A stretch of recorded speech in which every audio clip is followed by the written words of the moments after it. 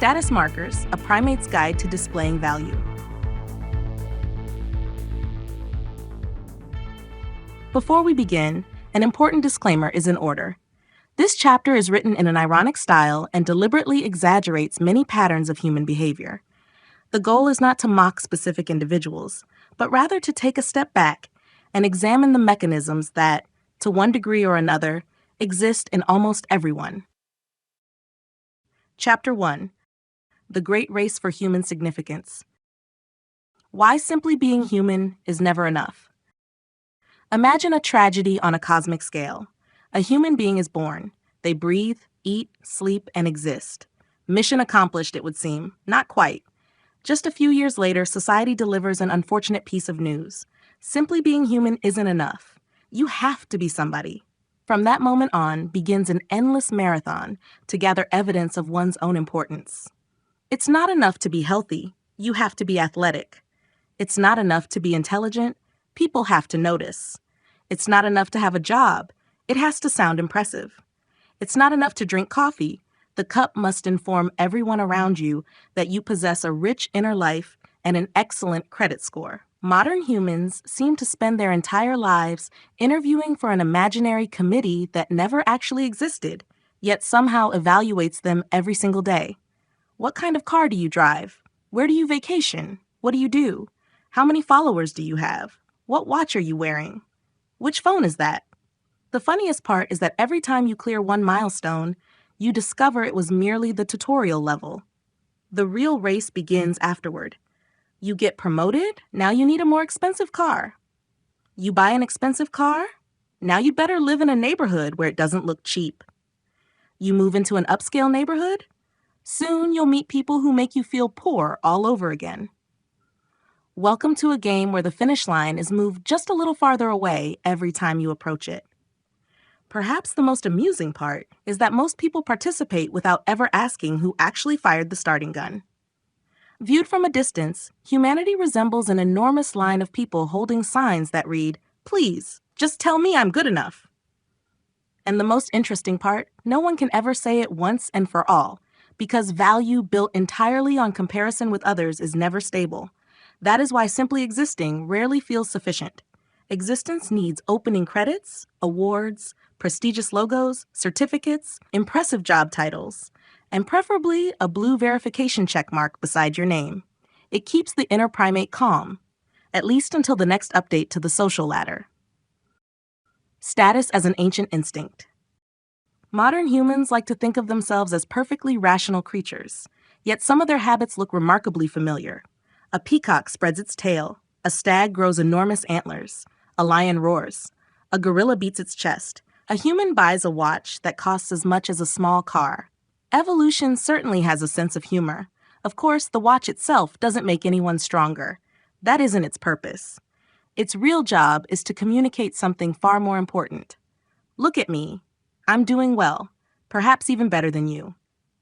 Signals like these have existed in nature for millions of years. They help establish an individual's position within the group, reduce unnecessary conflict, and indicate who is worth cooperating with and who is best left unchallenged. The human brain never left that system. It merely changed the tools. Instead of the biggest fangs, we display the biggest logos. Instead of a magnificent mane, an expensive haircut. Instead of demonstrating physical strength, we demonstrate financial strength. If peacocks had social media accounts, they would almost certainly post photos of their tails with the caption, "No filter, just after the rain." The funniest part is that people genuinely believe they do all of this entirely for themselves. Of course they do. That's why the new car has to be exactly the color the neighbors will notice. That's why expensive sneakers often feature enormous brand names. That's why the logo sometimes occupies more space than the product itself. Our inner primate never disappeared. It simply learned how to use a credit card. Hierarchies never went away.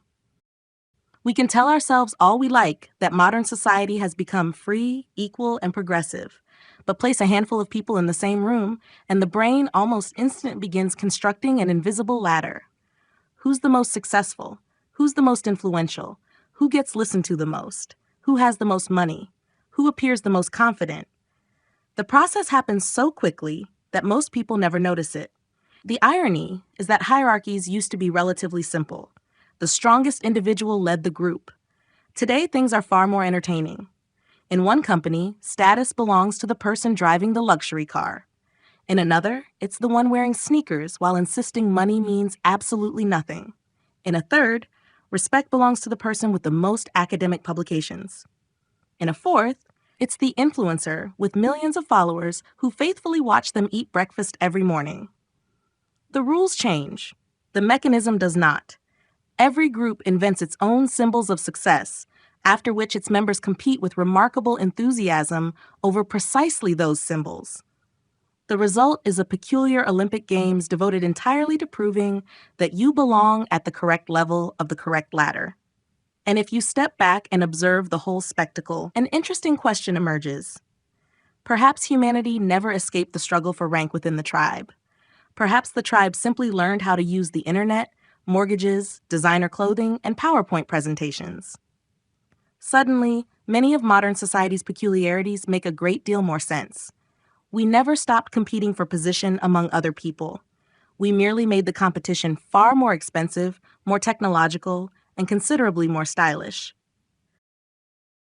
Chapter 2: The Sacred Artifacts of Modern Humanity. The smartphone as a totem.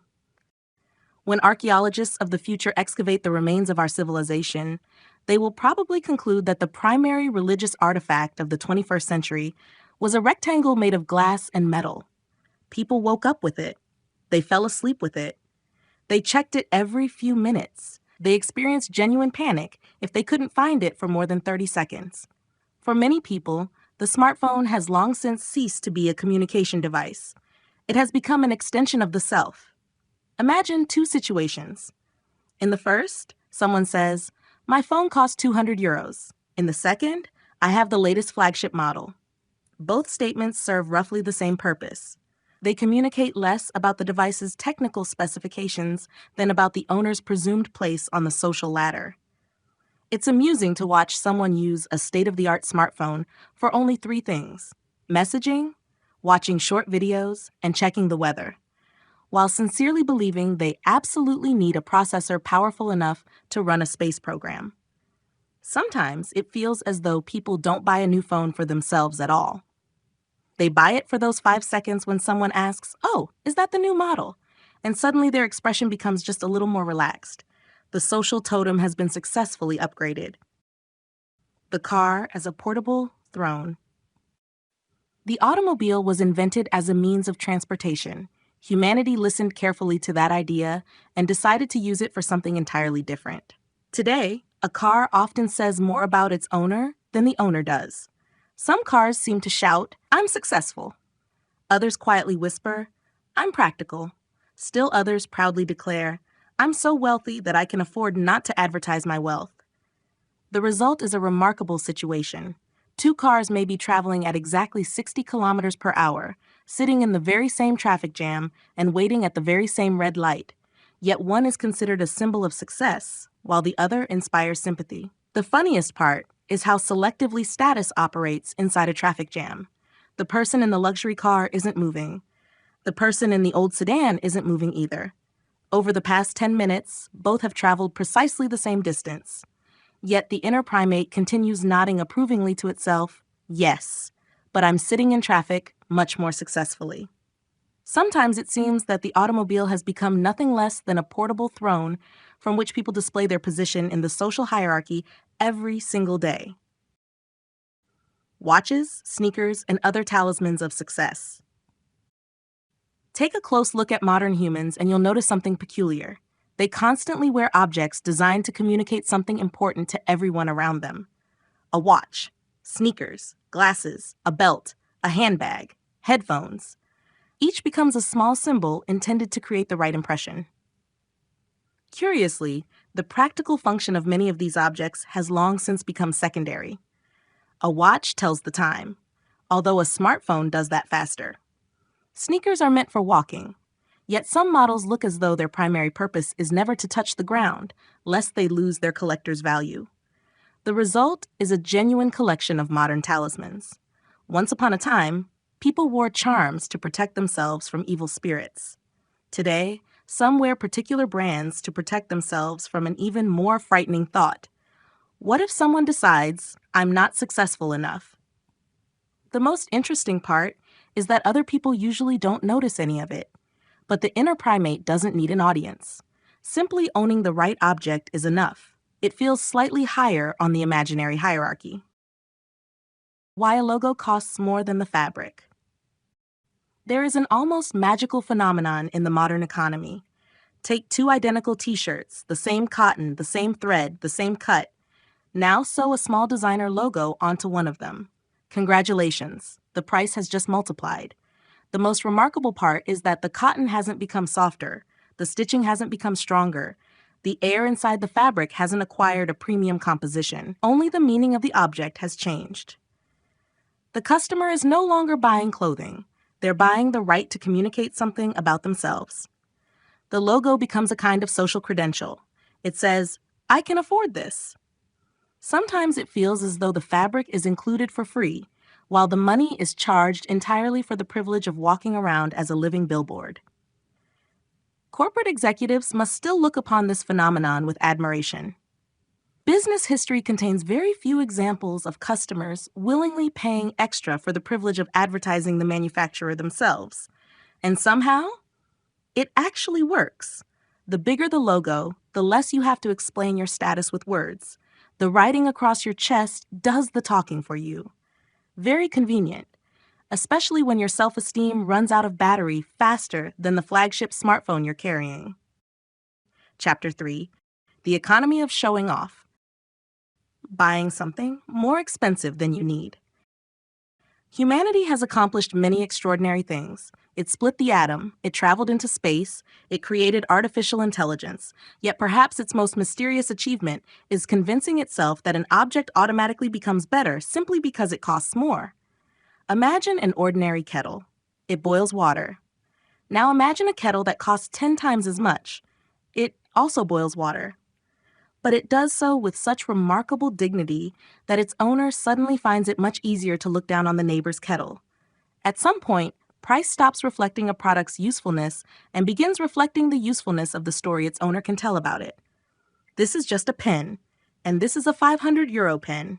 Both right, but one also writes its owner's autobiography. The logic of the inner primate is beautifully simple. If I can afford to overpay, then I must rank above those who cannot. So the question, why pay more, gradually transforms into another. What if someone finds out I paid less? And so a special category of purchases is born, one in which the greatest virtue isn't quality, but the privilege of overpaying. Sometimes it feels as though people don't actually want expensive products. They want expensive receipts. Things that can't be fully enjoyed without an audience. There is a remarkable category of possessions whose practical value depends directly on the number of witnesses. Take a designer handbag. Imagine its owner stranded on a deserted island. A week later, the bag still performs its function perfectly, yet something feels strangely incomplete. Exactly. There's nobody there to admire it, or consider an expensive sports car. On an empty road with no one around, it remains just as fast. Yet somehow the urge to slam the accelerator becomes noticeably weaker. It's a fascinating dependency. Some things are purchased not merely to be used, but to be observed. They seem to require an audience. Just as a stage actor cannot truly perform without spectators, certain status symbols appear to lose half their magic when nobody sees them. Which is why we get photographs of car keys, photographs of luxury shopping bags, photographs of expensive restaurants, photographs of luxury watches resting on the steering wheel. That last composition deserves a gallery of its own in a museum of contemporary art. After all, it simultaneously showcases three great achievements of civilization: an automobile, a luxury watch, and the ability to photograph both with one hand. Going into debt for the respect of strangers. This may be one of the most unusual financial products ever invented, despite never officially existing. The bank provides the money. The customer buys the object. The loan is repaid over several years. And the admiration is expected from people the owner may never meet again. If you think about it, the system is almost ingenious. Today, status can be purchased immediately. Paying for it can happen gradually. The only important thing is making sure nobody realizes that half of the displayed success actually belongs to the bank. Sometimes it feels as though people aren't taking out loans for cars. They're taking out loans for impressions, not for houses, but for other people's envy. Not for smartphones, but for a few seconds of admiring glances. The irony comes later. The object gradually becomes ordinary. The excitement fades. People stop noticing. The monthly payment remains. It's a subscription to other people's opinions. Only it's much harder to cancel than any streaming service. When price becomes a product's greatest feature. Here's a simple experiment. Ask someone, "Why do you like this?" Sometimes you'll hear an astonishing answer, "Because it's really expensive." Notice what's missing. Not quality, not durability, not functionality. The strongest argument is simply the price itself. Cost ceases to be one characteristic of the product. It becomes the product's defining feature. Imagine an advertisement built on complete honesty. This t-shirt is no better than any other. It simply costs 7 times as much. Now you, too, can feel exceptional. And the most unbelievable part? An advertisement like that might actually work.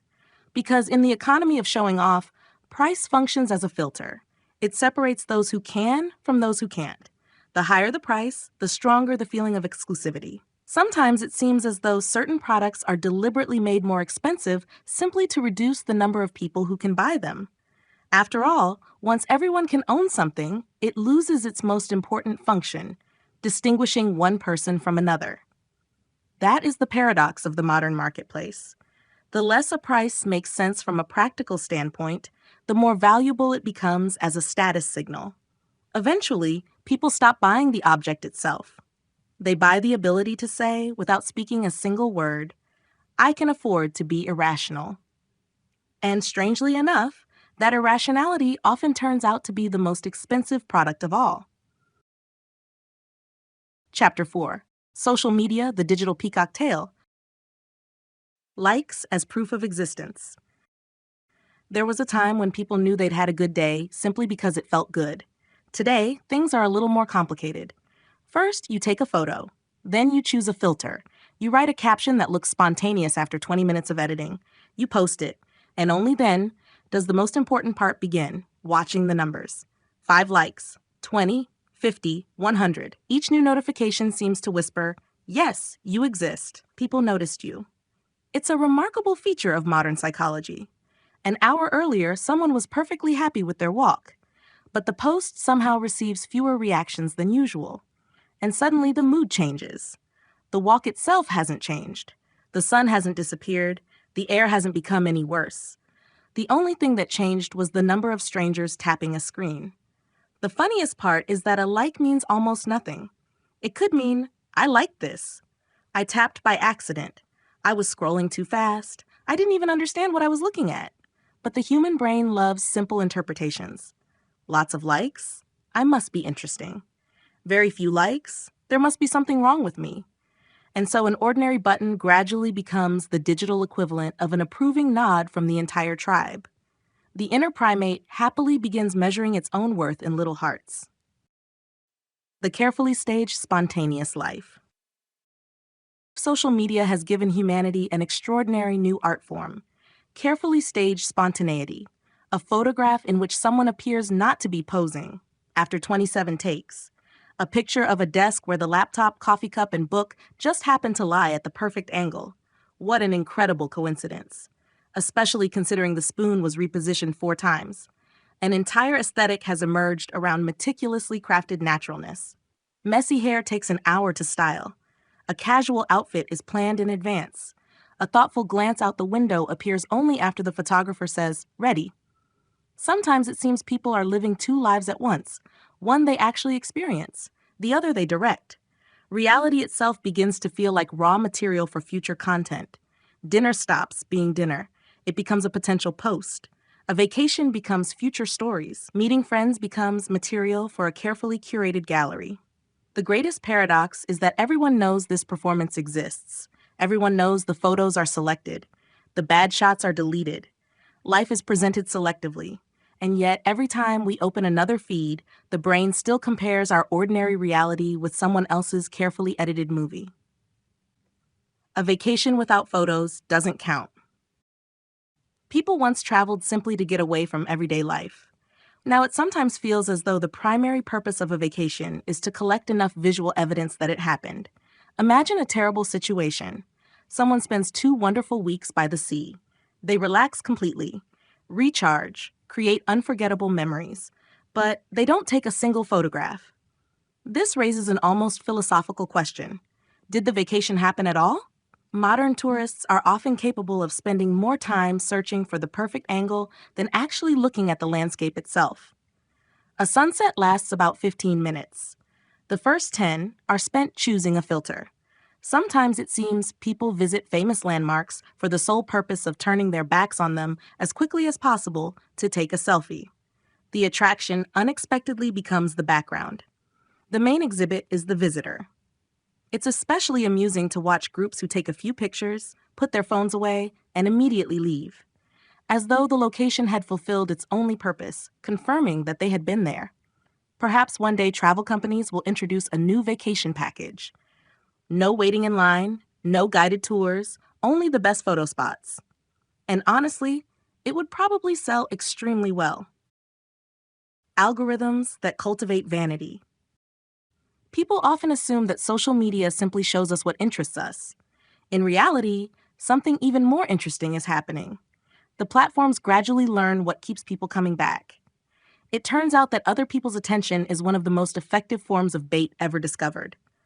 The algorithm quickly notices patterns. Post a photo from an expensive restaurant, more views. Show your new car, more engagement. Share vacation pictures. The audience comes alive. The brain reaches a conclusion faster than any data analyst. Do that again. And so a curious kind of digital animal trainer is born. It doesn't issue commands. It doesn't force anyone to do anything. It simply rewards certain behaviors with another small dose of attention. And for a social species, attention is one of the most pleasurable rewards imaginable. It's hardly surprising that many people gradually reshape their lives to satisfy the algorithm, not because they consciously wanted to, but because one version of themselves receives far more approval than another. Eventually, people stop asking themselves, "What interests me?" and instead begin asking, "What will perform well?" Perhaps that is social media's most subtle irony. It originally promised to help people express themselves. Yet sometimes the opposite happens. People begin expressing whatever the algorithm prefers to promote. In the end, the inner primate finds itself living in a perfectly designed digital nature reserve. It is constantly shown more successful, more attractive, and more popular members of the tribe. And every time it spreads its digital peacock tail with particular elegance, it receives another small reward of social approval. Chapter 5, Collecting Labels. Entrepreneur. Some words describe what people do. Others eventually take on a life of their own. Entrepreneur has become one of them. Originally, the meaning was simple. A person starts a business, takes on risk, creates a product or a service, earns a profit. An entrepreneur. But then something remarkable happened. The label itself became so attractive that in some cases, it became more important than the activity it was supposed to describe. Today, all it takes is adding the word to your profile, and life suddenly feels one level more successful. Nobody asks how many companies you actually own, whether they're profitable or whether they're even operating. The important thing is having the right title. An entire category of people has emerged whose primary business is presenting themselves as entrepreneurs. They can spend hours discussing the entrepreneurial mindset, entrepreneurial habits, and entrepreneurial philosophy while remaining the main product of their own business. The funniest part is that real entrepreneurship usually looks far less cinematic. There's bookkeeping, mistakes, long stretches of repetitive work, but those moments rarely appear on social media. A laptop beside a swimming pool makes for a much better photograph. Investor. Once upon a time, an investor was simply someone who systematically allocated capital to assets. Today, buying a single stock or a small amount of cryptocurrency is sometimes enough to justify updating your profile immediately. The word sounds serious. respectable, almost like a title of nobility. It creates the impression of someone who understands the global economy better than central bankers. Meanwhile, the entire investment portfolio may consist of the money that was supposed to buy a new pair of sneakers yesterday. One of life's little pleasures is watching someone complete their first successful trade and immediately begin explaining macroeconomics with the confidence of a person who personally advises the world's financial institutions. If the market goes up, it's proof of their brilliant analysis. If the market falls, it's because of geopolitics, global elites, trading algorithms, and perhaps the phases of the moon. A real investor understands that markets are unpredictable. A status investor understands that markets may be unpredictable, but they certainly aren't. Expert. Perhaps no label is more versatile in the modern world. Expert, elegant, convincing, nearly impossible to verify within the first 5 seconds of meeting someone, which explains its extraordinary popularity. Sometimes it seems a person becomes an expert immediately after successfully watching a handful of online videos about a subject. Conveniently, there is no universal exam that grants the right to call yourself one. A confident voice is enough. A few technical terms. A photograph in a blazer. After that, you can explain almost anything with complete confidence. The most interesting part is that genuine specialists are often remarkably cautious. They know how complex their field really is. Pseudo-experts rarely suffer from that inconvenience. Their knowledge pairs perfectly with absolute certainty, which creates a curious paradox. The louder someone insists they're an expert, the more you're tempted to ask, an expert in what exactly? Founder. There is one remarkable word capable of transforming even the smallest idea into something that sounds historically significant. Founder. The word immediately conjures images of someone building a massive company, changing the world, and making history. Reality is often considerably more modest. Sometimes the company consists of a single web page and a social media account. But the word still works, founder. It sounds far grander than someone who decided to try launching a small project. As a result, modern profiles increasingly resemble museums of honorary titles. Founder, CEO, entrepreneur, investor, expert. Sometimes it feels as though the work exists merely to earn the next impressive label, when in reality, the value of any successful venture has very little to do with its title and everything to do with the value it creates. When the title matters more than the work. Imagine two people. The first quietly builds a genuinely useful product used by thousands of people. They rarely talk about themselves. The second posts every day about leadership, success, strategy, the winner's mindset, and their unique role in the industry. Remarkably, it's often the second person who attracts attention first. The human brain loves short labels. They save time.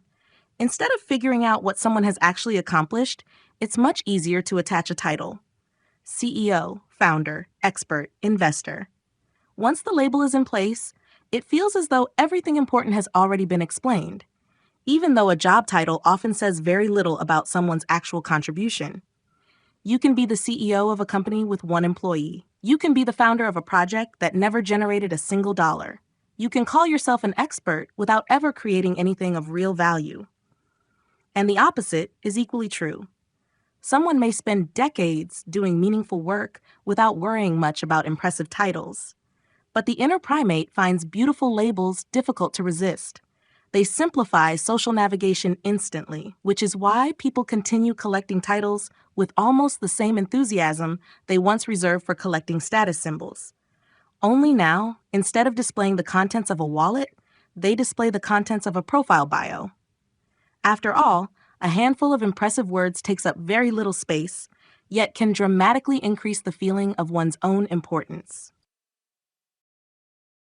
Chapter 6. Intelligence on Display. Big words instead of big ideas. Human intelligence has one remarkable ability. It can do more than solve problems. It can create the impression that the problems have already been solved. For that, there is one universal tool: complicated words. At some point, people discovered that certain terms produce an almost magical effect. Simply say paradigm, discourse, existential representation, transcendental conceptualization. And half the audience immediately begins to suspect they're in the presence of an exceptionally profound thinker, even when all those elaborate phrases conceal an idea that could have been expressed in a single sentence. This creates an interesting paradox. You truly understand a subject when you can explain it simply, yet displaying intelligence often seems to require the opposite. The harder you are to understand, the more likely people are to assume you're brilliant. It's like a competition where victory goes not to the person who explained the idea most clearly, but to the one nobody understood. Some sentences become so overloaded with technical terminology that it feels less like the author is trying to communicate information and more like they're trying to pass a verbal security checkpoint without producing a single understandable sentence. The irony is that the inner primate isn't celebrating understanding at all. It's celebrating the impression it managed to create. Books as interior decoration. The book is one of humanity's greatest inventions. It allows us to inherit the knowledge, ideas, and experience of people who died long ago. Modern society, however, has found another excellent use for books. They match the sofa. Some home libraries look so perfectly arranged that you're almost afraid to take a book off the shelf. What if it ruins the composition? Particularly fascinating is the phenomenon of carefully positioned bookshelves during video calls. Without saying a word, they seem to announce, "You're speaking to someone worth listening to. Just look at all those books." Have they actually been opened? That's a secondary question. An entire category of literature has emerged, books purchased not to be read, but simply to be owned. They have become the intellectual equivalent of luxury watches. The title has to sound impressive, the book has to look substantial, and the author should be sufficiently famous. Sometimes it seems people collect book spines rather than ideas. Real reading requires time, effort, and the willingness to change your mind. Putting a book on a shelf is much easier and considerably faster. Arguing to win instead of to discover the truth. In an ideal world, arguments exist to move people closer to the truth. In the real world, they often resemble sporting events. The objective is simple: win. Not understand, not explore, not clarify, simply win. As a result, conversation gradually turns into intellectual boxing. The participants aren't listening to each other. They're patiently waiting for their turn to throw the next argument. If an opponent unexpectedly turns out to be right, an uncomfortable situation arises. To the inner primate, admitting someone else's correctness feels almost like losing social status. So the defense mechanisms activate. Changing the subject, nitpicking wording, searching for trivial mistakes, making things personal. Anything is acceptable as long as one dangerous sentence is avoided. "You know, I think you're right." The funniest part is that both participants usually believe they're defending nothing but the truth. From the outside, however, it increasingly resembles a contest to determine whose ego is more resilient. The genuine search for truth requires accepting the possibility of being wrong. Performing intelligence rarely does. The performance of complexity. Some people hold a curious belief. If something sounds simple, it can't possibly be intelligent. As a result, even the most ordinary ideas become wrapped in layers of unnecessary complexity. Instead of saying people like approval, you get, there exists a pronounced tendency towards seeking external social validation through interpersonal mechanisms of positive reinforcement. The meaning hasn't changed. Only the probability that the listener will be too intimidated to ask what it means. Performative complexity is everywhere. In articles, at conferences, in interviews.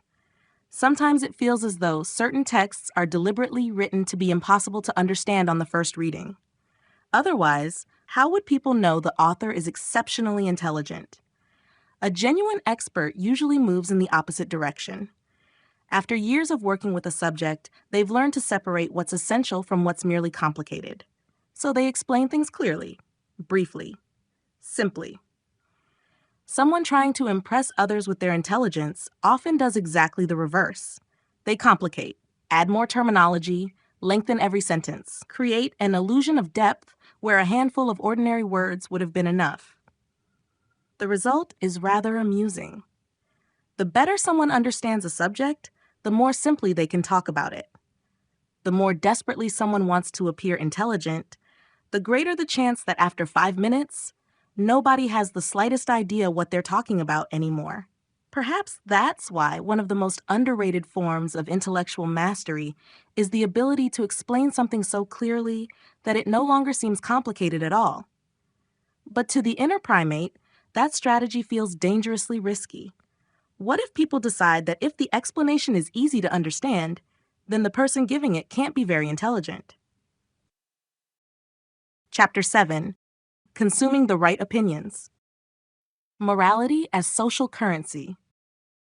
There was a time when morality existed primarily so that people could live together without destroying one another at the first sign of conflict. Then something interesting happened. Morality also became a way of displaying status. Today, it's no longer enough to do the right thing. Ideally, other people should know that you did. If people once competed through expensive watches, they now sometimes compete through the righteousness of their beliefs. Whose morals are more enlightened? Whose values are purer? Whose position is more virtuous? A curious kind of moral stock exchange emerges. Everyone strives to demonstrate that their own worldview occupies the highest stage of ethical evolution. Sometimes it feels as though the real goal isn't helping another person, it's making sure everyone notices what a good person you are. Morality becomes a new form of social currency. It can be exchanged for respect, for approval, for a sense of moral superiority. The irony is that genuine moral behavior usually happens quietly, without cameras, without posts, without applause. But the inner primate always appreciates a little public recognition as well. Virtue, live on camera. With the rise of social media, good deeds have acquired an interesting new feature. More and more often, they come with a camera operator.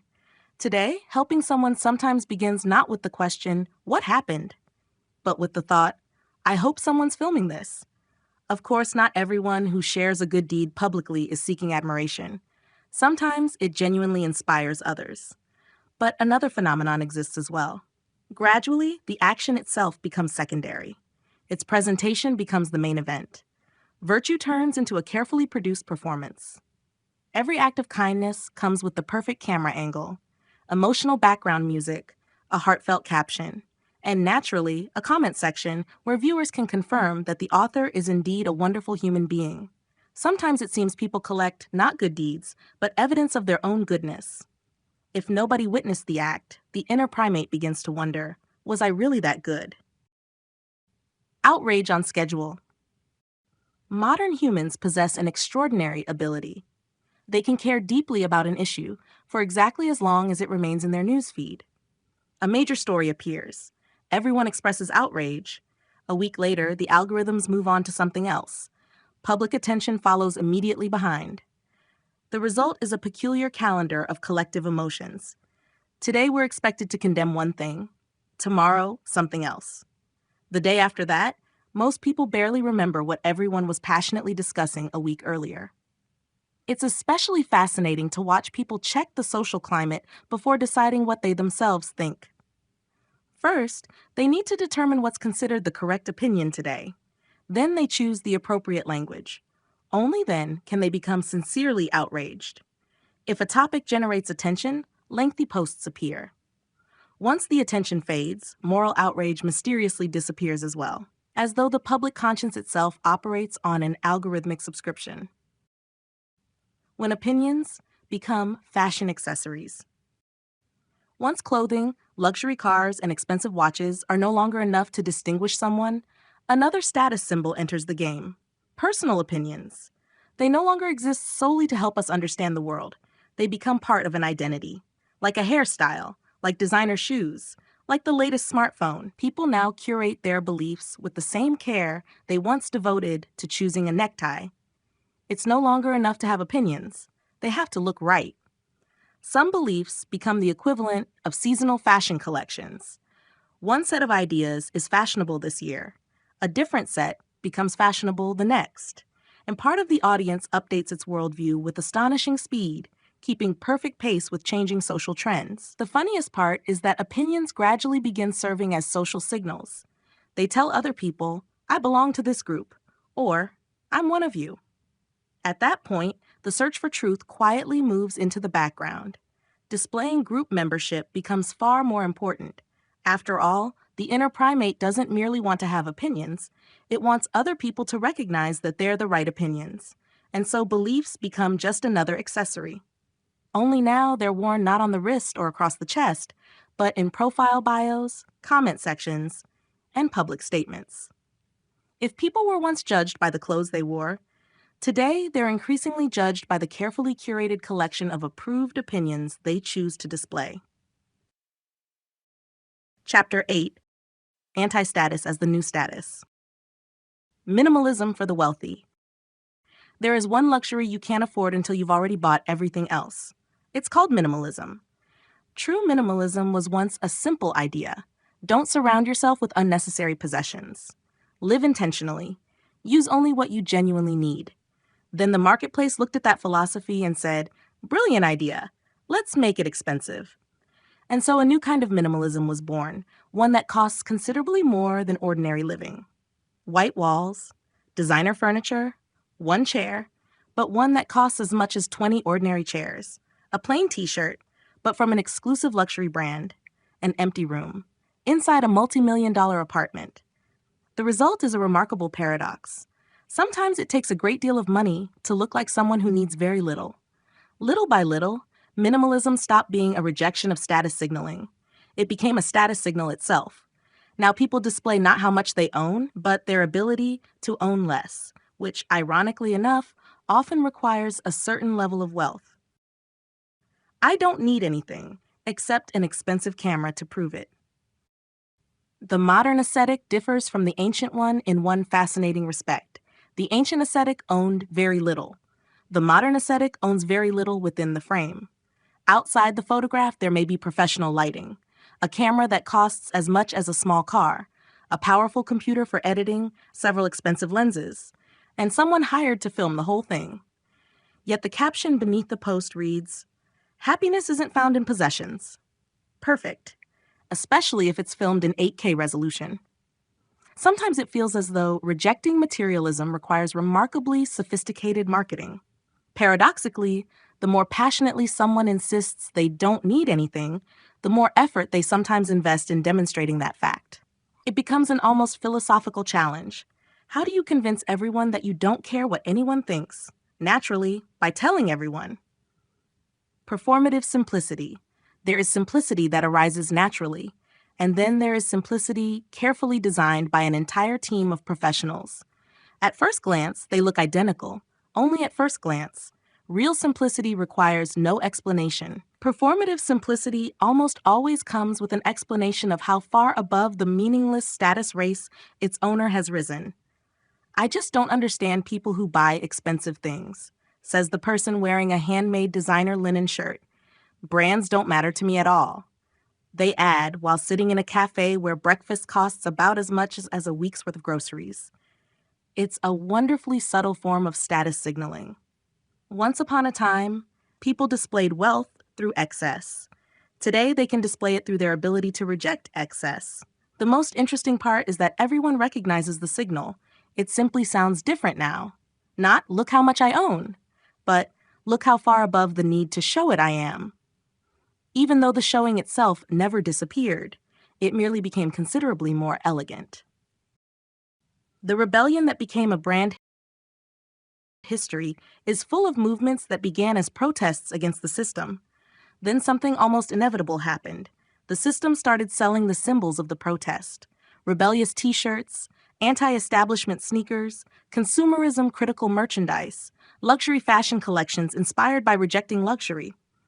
Capitalism seems to possess an almost supernatural ability. It can turn even the rejection of itself into a product. Want to show that mainstream culture doesn't interest you? Here's an exclusive collection for people who reject mainstream culture. Want to express your independence? Here's a premium brand that will help you demonstrate your individuality alongside thousands of other customers. The cycle is remarkable. Every new movement begins as an attempt to stand apart. Then it becomes popular. Soon come the manufacturers, the marketers, the advertising campaigns, the seasonal collections. And before long, yesterday's rebellion has become yet another product category. Perhaps the inner primate doesn't particularly care which form of status it displays: luxury, minimalism, rebellion, mindfulness. The specific symbol hardly matters. What matters is that everyone else sees, I'm not like everyone else. And that's when the whole spectacle becomes especially amusing. Because millions of people are simultaneously buying exactly the same way to prove how different they are. Chapter 9: The Industry of Human Inadequacy. Why advertising first makes you feel inadequate. Imagine a salesperson who honestly says, "You're completely satisfied with your life. You look great, you're confident, you don't need anything, but perhaps you'd still like to buy our product." The chances of making a sale would be rather slim. So modern marketing has developed a far more elegant strategy. First, it gently explains that there's something wrong with you. Your skin isn't smooth enough. Your smile isn't white enough. Your phone isn't new enough. Your home isn't cozy enough. Your life isn't exciting enough. Your vacations aren't exotic enough. Apparently, there are so many flaws to worry about that it's a miracle humanity survived this long. Only then does the life-saving solution appear. Buy this particular product. It's almost a work of theater. First, a problem is created. Then the solution is sold. Sometimes the problem exists nowhere except in the commercial itself. Before watching the advertisement, someone was perfectly happy with their ordinary coffee mug. A minute later, it turns out that life is practically impossible without a designer double-walled mug. That is one of advertising's greatest talents. It doesn't sell products. It sells the feeling that without those products, you're merely an unfinished version of yourself. Selling self-confidence. Take a closer look at advertising and you'll discover something surprising. Most companies aren't really selling what's printed on the package. Perfume? No. Confidence. A car? Respect. An expensive suit? No. Success. Cosmetics? No. Attractiveness. It's a fascinating formula. People walk into the store looking for an object. They walk out carrying the promise of a new identity. Almost every advertisement tells exactly the same story. Buy this, and people will start seeing you differently. Sometimes it feels as though stores are actually selling self-esteem. It just happens to be packaged as shoes, watches, and smartphones. The funniest part is that confidence can't be placed inside a box. It can't be stitched into a jacket. It can't be installed with the latest software update. Yet the promise continues to work because the inner primate desperately wants to believe that the next purchase will finally transform it into the person it has always wanted to become. Corporations as manufacturers of insecurities. The modern economy has discovered an almost inexhaustible source of profit: human insecurity. The more people worry about their appearance, their age, their status, their career, or their lifestyle, the more products can be offered to them. In that sense, insecurities become a valuable raw material. They aren't mined from the earth. They're cultivated in the mind. Of course, it would be unfair to claim that corporations literally create every human insecurity. People were comparing themselves long before advertising existed, but marketing has learned to exploit those tendencies with astonishing efficiency. The moment society begins worrying about something, an entire industry of solutions soon appears. Not young enough? There's a product. Not successful enough? There's a product. Not productive enough? There's a product. Not happy enough? Of course there's a product. Sometimes it seems the only quality that doesn't require improvement is your ability to keep buying new ways to improve yourself. The result is a peculiar factory. Human insecurity goes in. Another product promising to fix everything comes out. The eternal promise: one more purchase and you'll be successful. Perhaps this is the greatest fairy tale of modern consumer society. It is almost never spoken out loud, yet it is implied almost everywhere. One more purchase, and you'll become more confident. One more purchase, and people will finally respect you. One more purchase, and life will at last become what it was always meant to be. The remarkable thing is that this promise can never actually be fulfilled. If a single purchase truly made people permanently satisfied, the market would stop growing. So the feeling of completeness is always postponed until later. After the new phone comes the desire for new headphones. After the car comes the watch. After the watch comes the wardrobe. After the wardrobe comes the vacation worthy of both the watch and the clothes. The race never ends. Only the next item on the wish list changes. That is why the consumer marketplace resembles a treadmill. People genuinely feel as though they're moving forward. They spend energy, time, money, but from a distance, their position changes very little. The horizon of success keeps moving just a little farther away. Perhaps the greatest product of the modern economy isn't the smartphone, the automobile, or designer clothing. It's hope. The hope that the next purchase will finally make you feel successful enough. And judging by global sales figures, hope remains one of the best-selling products on Earth. Chapter 10. Finale. Everyone plays, no one wins. Status can never be stockpiled. There is one characteristic of status that makes it fundamentally different from money. Money can be accumulated.